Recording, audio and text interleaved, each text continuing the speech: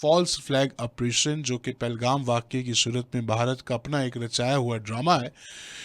اور وہ مسلسل اس وقت سے، اس دن سے پاکستان کو مورود الزام ٹھہرانے کی اپنی پوری کوشش کر رہا ہے، جس میں وہ کامیاب ہو نہیں پا رہا کیونکہ جھوٹ کے پاؤں نہیں ہوتے۔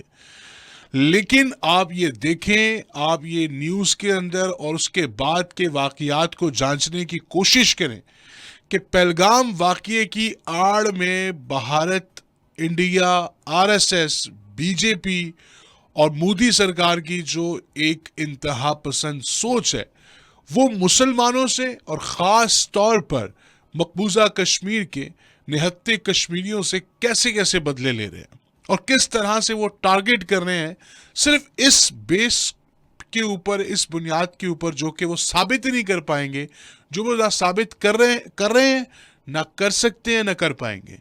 کہ پہلگام واقعے کے اندر جو ہے وہ پاکستان انوالو ہے۔ فار دا انسٹنس، ٹھیک ہے، آپ کو یہ لگتا ہے کہ پاکستان اس میں انوالو ہے، تو آپ آئیں،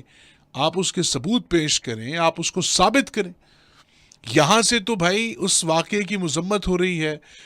ہر شخص، ہر بندہ اس واقعے کی مذمت کر رہا ہے، حکومتی سطح کے اوپر، اعلیٰ سطح کے اوپر واقعے کی مذمت کی جا رہی ہے کہ بھائی نہتے شہریوں کو مارنا کسی کا بھی جو ہے نا وہ ایم نہیں ہے اور کسی کی بھی سوچ نہیں ہے۔ لیکن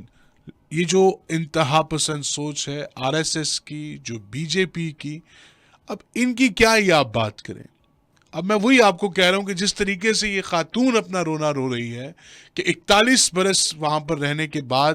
اس کو اس جھوٹے واقعے کے بعد اس کو بھارت چھوڑنے کا کہا گیا ہے، اور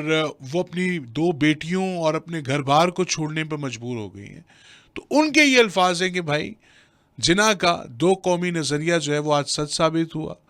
اور وہاں پر وہ وہاں کے مراد بھارت کی بات ہو رہی ہے، انڈیا کی بات ہو رہی ہے،